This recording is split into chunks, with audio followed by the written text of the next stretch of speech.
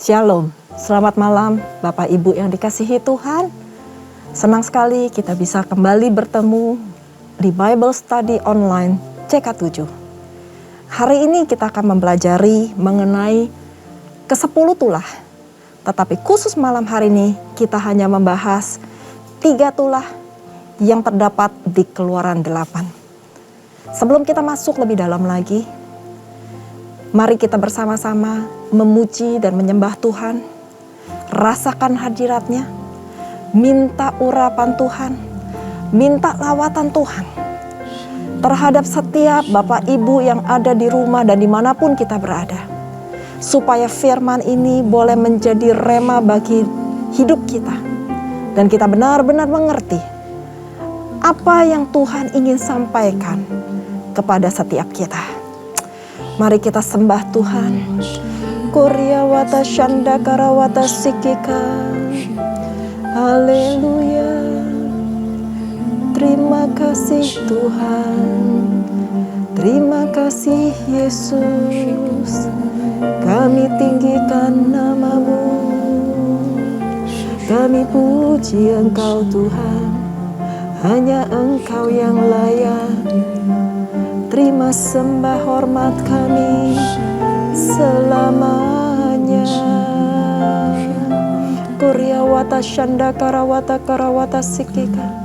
Korea wata karawata shikika. Haleluya. Kau sungguh indah tiada taranya, sungguh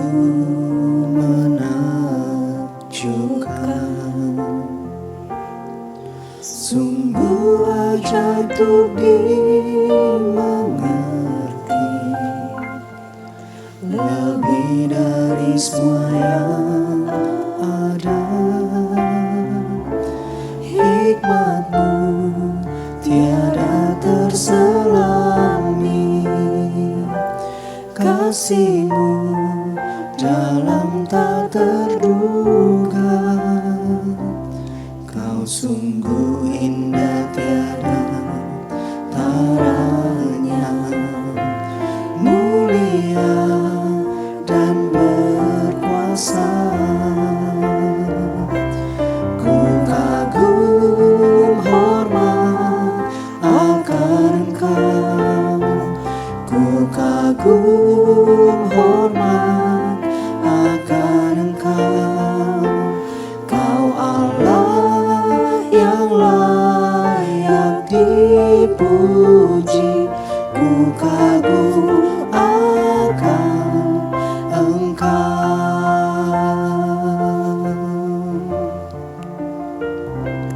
Kau sungguh indah tiada taranya, sungguh menakjubkan, sungguh ajaib untuk dimengerti, lebih dari semua yang ada. Hikmat-Mu tiada terselami, kasih-Mu dalam tak terduga. Kau sungguh indah tiada taranya, mulia dan berkuasa. Ku kagum hormat akan Engkau, ku kagum hormat akan Engkau. Kau Allah yang layak dipuji, ku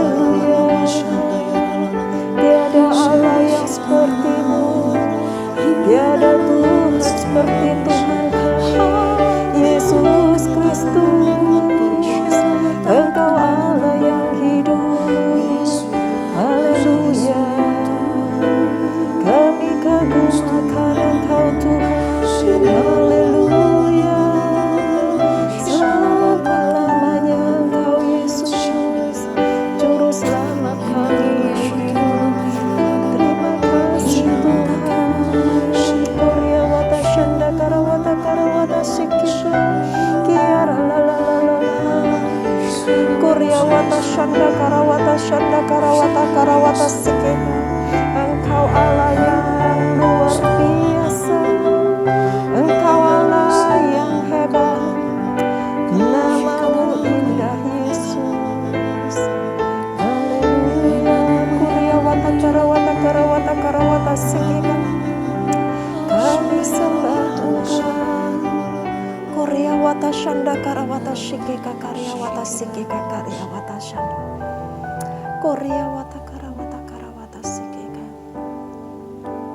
Ku beri kemuliaan dan hormat, ku angkat suara pujian, ku agungkan namamu. Ku beri kemuliaan dan hormat, ku angkat suara pujian, ku agungkan namamu. Sebab kau besar, perbuatanmu ajaib, tiada seperti Engkau, tiada seperti Engkau. Sebab kau besar, perbuatanmu ajaib, tiada seperti Engkau, tiada seperti Engkau.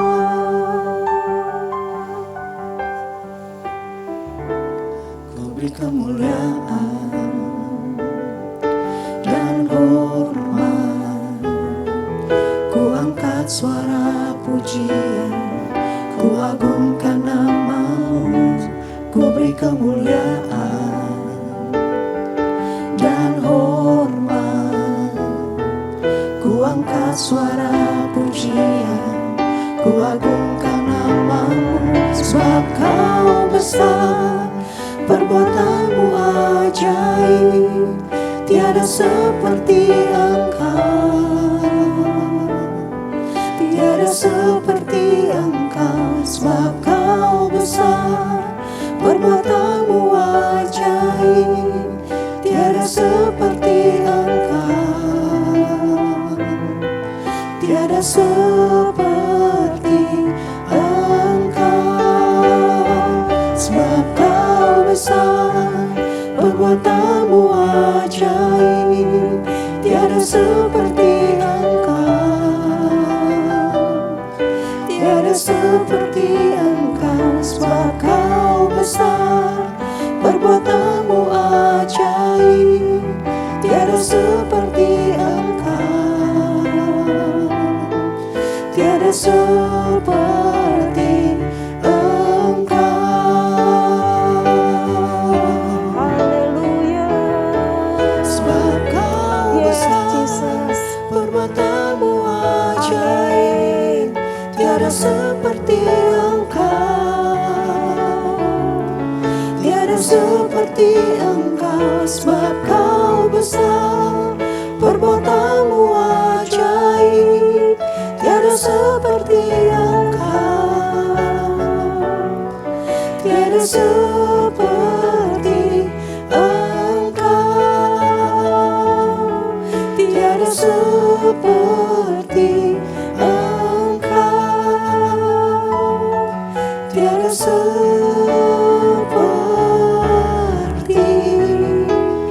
Engkau. Haleluya. Berikan kemuliaan bagi Tuhan, berikan kemuliaan bagi Tuhan. Sebab Engkau besar Tuhan, perbuatanmu ajaib dalam setiap kehidupan kami. Engkau Allah yang perkasa, Engkau Allah yang heran, Engkau Allah yang sangat luar biasa. Terima kasih Tuhan, terima kasih. Tidak ada Allah yang seperti Engkau. Terima kasih Bapa. Kami bangga punya Allah seperti-Mu ya Tuhan.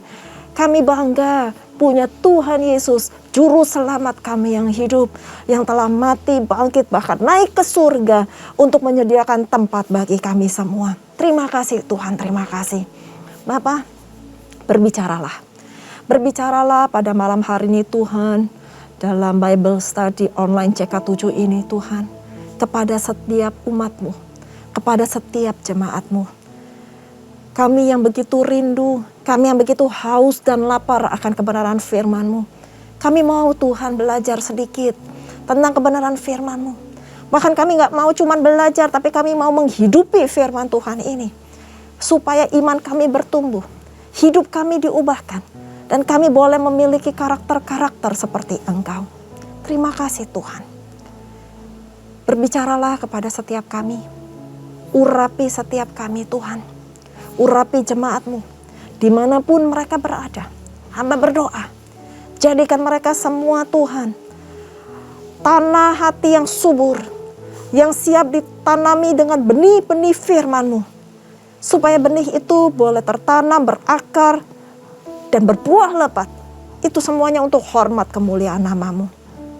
Hamba juga berdoa Tuhan, Engkau urapi hamba Tuhan. Dengan segala keterbatasan hamba, Engkau tahu Tuhan kekurangan kemampuan hamba. Tetapi hamba percaya melalui urapan-Mu, hamba dimampukan untuk menyampaikan setiap kebenaran firman-Mu. Bersabdalah Tuhan, karena kami siap mendengarkan. Hanya di dalam nama Tuhan Yesus kami berdoa dan bersyukur. Mari kita semuanya yang siap menerima kebenaran firman Tuhan dan belajar mengenai apa yang menjadi hati Tuhan, sama-sama katakan amin. Shalom, sekali lagi Bapak Ibu yang dikasihi Tuhan. Hari ini, malam hari ini kita akan sama-sama belajar dari Keluaran 8. Nah, kalau kemarin kita sudah belajar mengenai tulah yang pertama, ada 10 tulah yang Tuhan berikan kepada Firaun, kepada bangsa Israel, mulai dari Keluaran 7 sampai Keluaran 12. Hari ini kita akan mengupas khusus dalam Keluaran 8 mengenai 3 tulah dari ke-10 tulah. Nah, kalau yang kemarin adalah air menjadi darah dan menewaskan ikan-ikan semuanya dan semua kehidupan yang di dalam air yang ada di Sungai Nil, maka hari ini kita akan membahas tulah kedua, yaitu nyamuk, katak, tulah ketiga nyamuk, tulah keempat lalat pikat, tulah kedua katak, tulah ketiga nyamuk, dan tulah keempat lalat pikat. Saya pelajari ada beberapa keunikan dari setiap tulah. Dan ada yang diberitakan terlebih dahulu dan ada tulah-tulah yang langsung terjadi tanpa ada pemberitahuan terlebih dahulu, khususnya kepada Firaun. Mari kita bahas satu persatu ketiga tulah ini. Dimulai dari tulah kedua, yaitu katak. Di Keluaran 8 ayat 1 saya akan bacakan dengan perlahan. Berfirmanlah Tuhan kepada Musa, pergilah menghadap Firaun dan katakan kepadanya, beginilah firman Tuhan, biarkanlah umatku pergi supaya mereka beribadah kepadaku. Jika engkau menolak membiarkannya pergi, maka aku akan menulahi seluruh daerahmu dengan katak. Ayat 3 dikatakan, katak-katak akan mengeriap dalam Sungai Nil, lalu naik dan masuk ke dalam istanamu dan kamar tidurmu, ya, sampai ke dalam tempat tidurmu, ke dalam rumah pegawai-pegawaimu dan rakyatmu, bahkan ke dalam pembakaran rotimu, serta ke dalam tempat adonanmu. Ayat 4 mengatakan bahwa katak-katak itu akan naik memanjati engkau, memanjati rakyatmu, dan segala pegawaimu. Kalau kita bahas dalam Keluaran 8 tulah kedua, yaitu katak. Pada tulah kedua, Tuhan berfirman terlebih dahulu kepada Musa supaya diberitahukan kepada Firaun bahwa akan adanya katak-katak yang memenuhi seluruh negeri Mesir. Kenapa hal itu terjadi? Karena Firaun telah menolak untuk melepaskan orang Israel keluar dari tanah Mesir. Harun melakukannya dengan mengulurkan tangannya ke atas negerinya. Dan bermuncullah kata-kata dalam jumlah yang sangat besar. Mulai dari dalam sungai Nil dan akhirnya memenuhi negeri Mesir. Saya bayangin itu sangat mengerikan Bapak Ibu sekalian. Kalau kita bayangin ada kata-kata 2, 3, 4 aja masuk ke dalam rumah kita. Aduh, jijiknya luar biasa. Apalagi kalau ini masuk menyerang ya. Bukan cuma masuk biasa tapi menyerang begitu banyaknya, luar biasa. Sampai ke kamar tidur, sampai ke atas ranjang, sampai di tempat adonan pembakaran roti kita. Dan bahkan dia itu naik ke atas tubuh kita. Penuh dengan katak. Ahli-ahli sihir Firaun pun juga dapat membuat hal yang sama dengan mantra-mantra mereka. Akan tetapi, tulah ini berhenti setelah Musa meminta kepada Tuhan untuk melenyapkan katak-katak ini. Permintaan ini kenapa Musa lakukan? Karena Firaun minta dengan janji bahwa ia akan melepaskan orang Israel. Sehingga Tuhan mengabulkan. Namun, kendati katak-katak itu mati, bangkai katak-katak itu lenyap dan hilang dari muka negeri Mesir, dan dikumpulkan orang, bangkai-bangkai itu bertumpuk-tumpuk sehingga Mesir itu waktu itu bau busuknya luar biasa. Akan tetapi perhatikan di ayat 15. Tetapi ketika Firaun melihat bahwa telah terasa kelegaan. Kelegaan kenapa? Karena kata-kata itu sudah mati, sudah lenyap. Firaun minta ke Musa, Musa minta kepada Tuhan sehingga Tuhan matiin semuanya kata-kata. Akan tetapi di ayat 15 dilanjutkan. Ia tetap berkeras hati dan tidak mau mendengarkan mereka keduanya seperti yang telah difirmankan Tuhan. Di sini kita belajar bahwa Tuhan masih mengeraskan hati Firaun.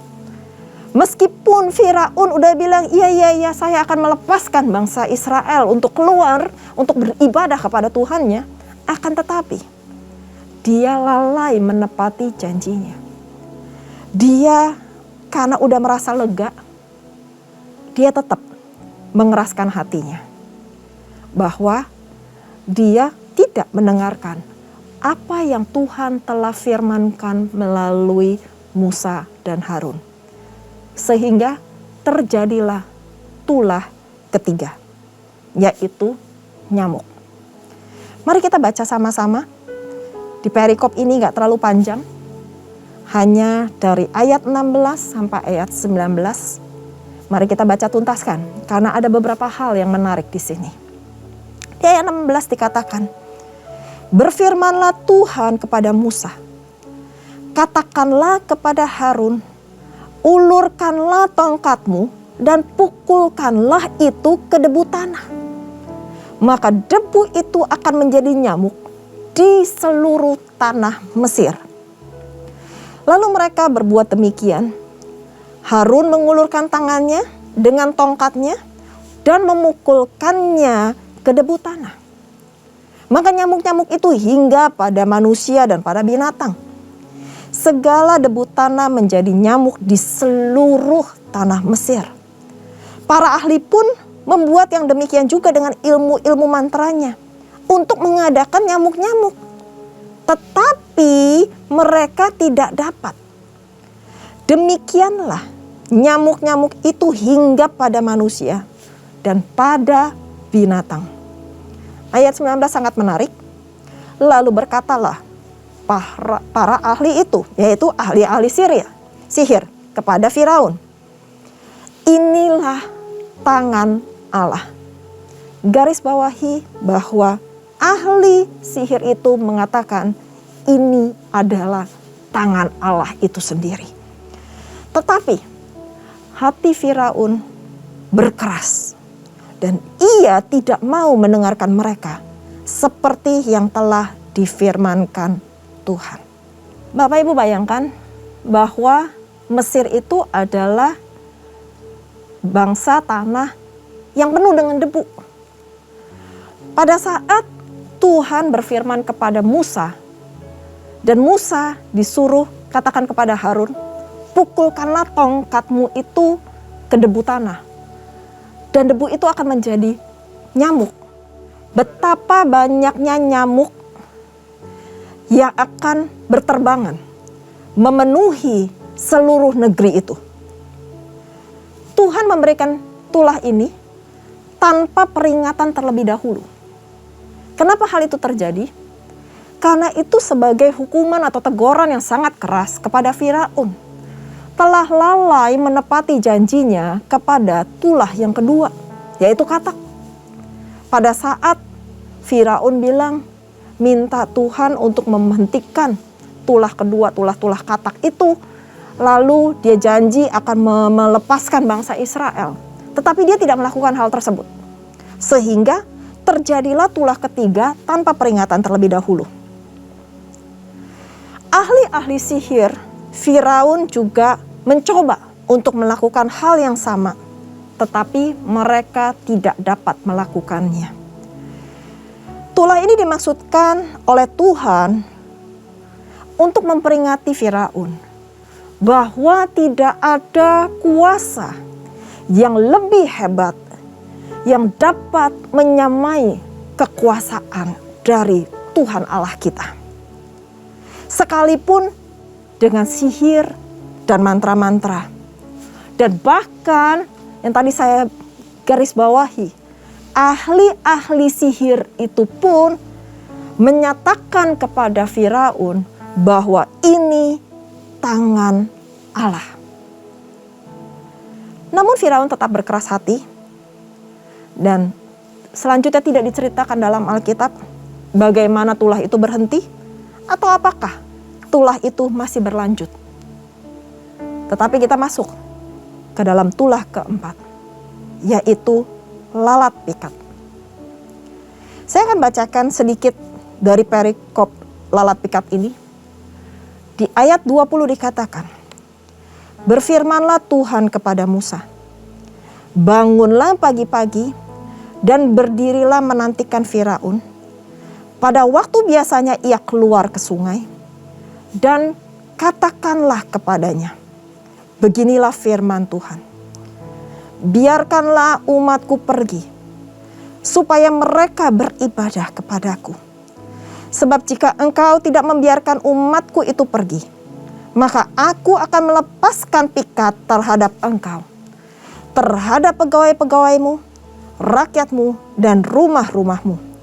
Sehingga rumah-rumah orang Mesir, bahkan tanah di mana mereka berdiri, akan penuh dengan pikat.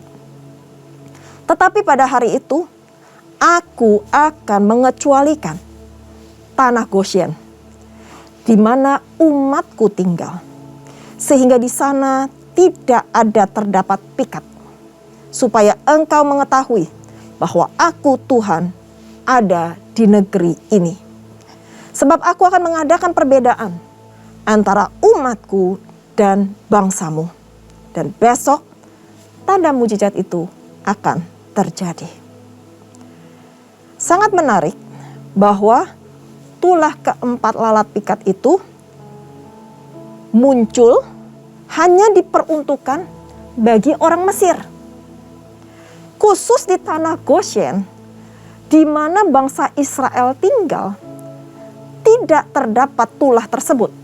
Tidak ada lalat pikat. Mereka nggak kena tulah itu. Kenapa terjadi seperti itu? Karena Tuhan mau mengadakan perbedaan antara umat Tuhan dan bangsa yang lain. Tuhan mengadakan perbedaan antara orang yang beribadah kepadanya dengan orang yang tidak beribadah kepadanya. Karena kita belajar sebelumnya, Tuhan bilang bahwa bangsa Israel adalah anaknya, anak Tuhan yang sulung. Sehingga Tuhan mengkhususkan tanah Goshen, tempat di mana bangsa Israel itu tinggal. Musa dan Harun tidak melakukan apa-apa agar tulah ini terjadi. Tetapi tidak diketahui apa yang dilakukan oleh lalat-lalat ini. Apakah dia cuma terbang, hinggap, dan saya percaya kalau seandainya ada lalat di rumah kita, hinggap di setiap tempat kita, pertama kita merasa sangat terganggu. Dan yang kedua, kita merasa menderita banget kan. Ada banyak begitu binatang-binatang insek di sekeliling kita. Kita bahkan kalau seandainya diserbu sama tawon aja heboh gitu ya. Apalagi kalau seluruh bangsa itu penuh dengan lalat pikat. Pasti bangsa Israel itu sangat menderita. Tulah ini dimaksudkan untuk mempermalukan orang-orang Mesir dengan dewanya sendiri. Karena ternyata dewa lalat atau yang disebut Beelzebul itu adalah salah satu dewa yang dipuja oleh bangsa Israel. Dewa lalat itu sering juga dianggap sebagai dewa kesuburan atau dewa kelimpahan. Sehingga Tuhan sengaja memakai lalat itu untuk menyerang bangsa Mesir dengan kehadirannya yang sangat mengganggu itu tersebut. Tuhan memakai simbol dewa orang Mesir itu untuk menyiksa orang Mesir. Tuhan hendak menyatakan kepada mereka bahwa tidak dapat bergantung kepada dewa-dewa mereka. Dan dewa-dewa itu tidak dapat menyelamatkan diri dari tulah Tuhan. Tuhan berhenti dengan tulah tersebut karena Firaun minta lagi kepada Musa untuk menghentikan lalat-lalat tersebut. Dengan jaminan bangsa Israel boleh keluar, pergi ke padang gurun yang 3 hari perjalanan jauhnya untuk mempersembahkan korban kepada Allah.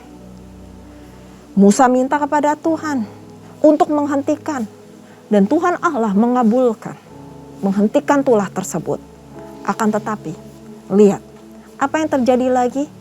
Firaun melanggar janjinya. Di sini kita belajar Bapak Ibu sekalian bahwa ada beberapa hal yang penting. Tuhan yang bisa mengeraskan hati. Akan tetapi Tuhan juga yang bisa melembutkan hati. Semuanya adalah dalam kendalinya Tuhan.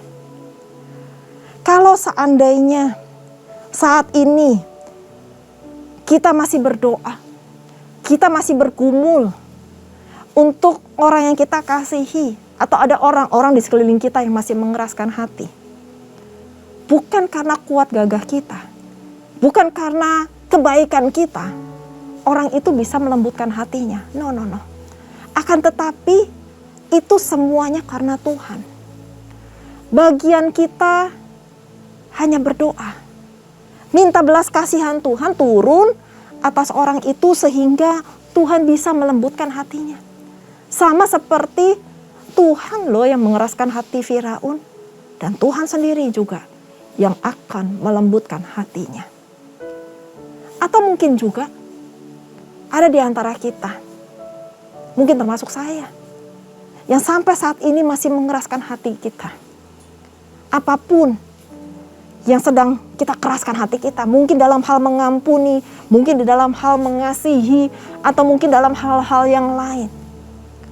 Kalau seandainya kita ini adalah orangnya yang sama seperti Firaun, yang begitu mengeraskan hati, dan bahkan jangan sampai kita melanggar apa yang sudah kita janjikan kepada Tuhan.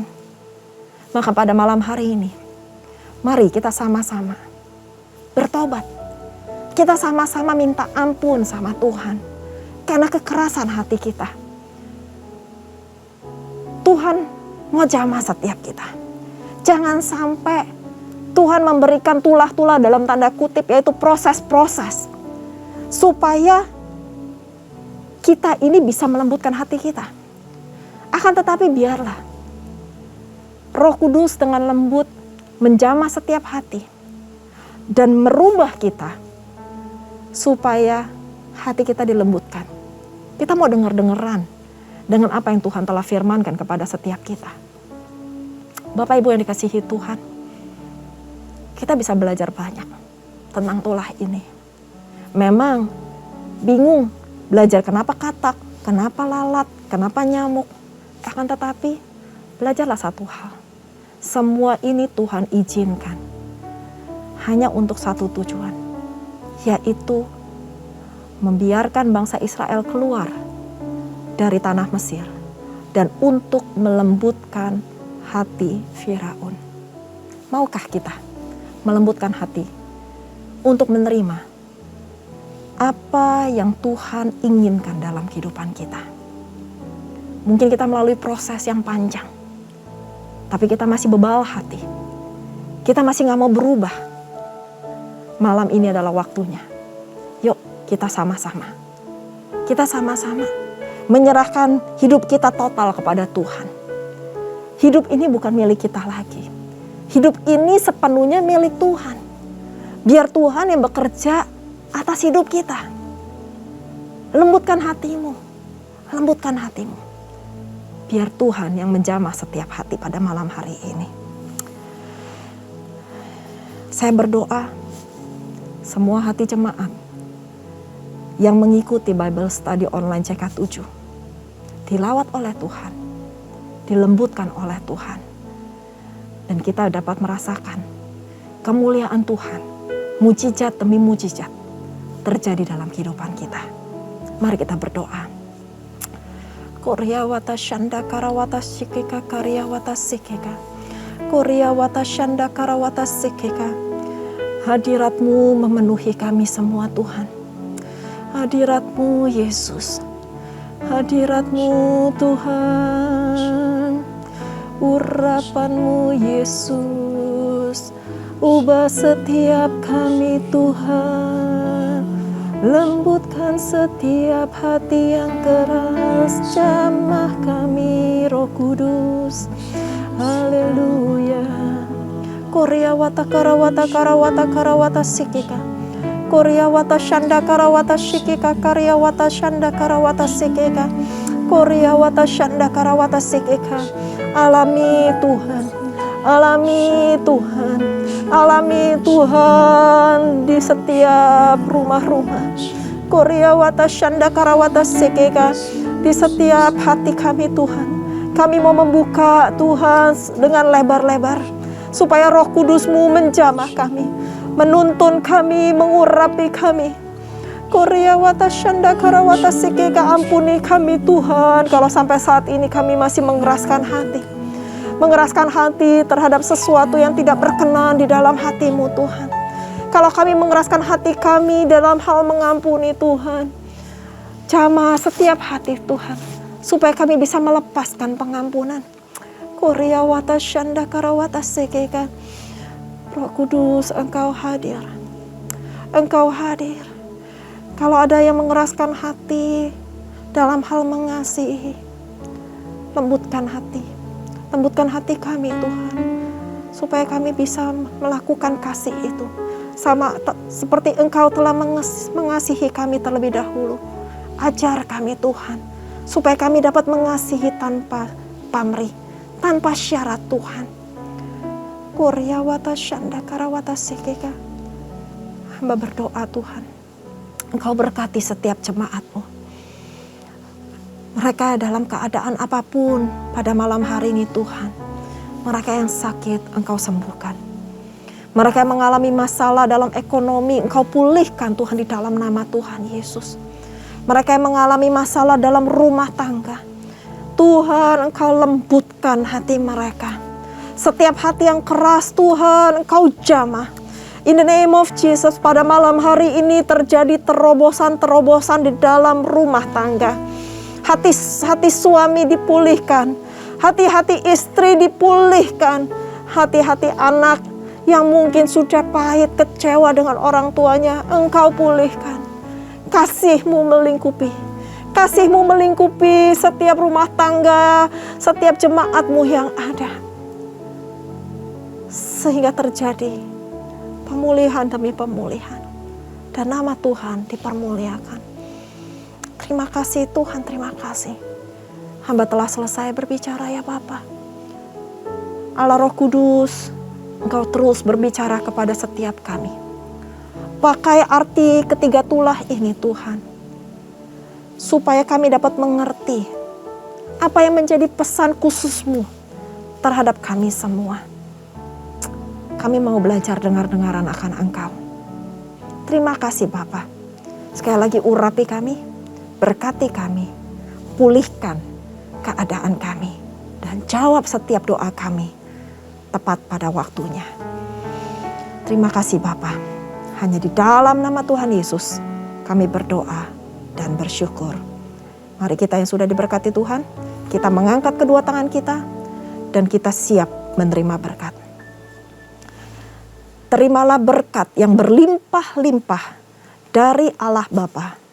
Kasih karunia di dalam anaknya yang tunggal, Tuhan kita Yesus Kristus. Dan persekutuan manis dengan Roh Kudus menyertai Bapak Ibu sekalian. Mulai saat ini sampai Tuhan Yesus datang untuk kedua kalinya. Menjemput kita di awan-awan permai dan bahkan untuk selama-lamanya. Mari kita yang sudah menerima berkat dan sudah belajar tentang kebenaran firman Tuhan, sama-sama katakan amin. Terima kasih, selamat malam, Tuhan Yesus memberkati. Shalom.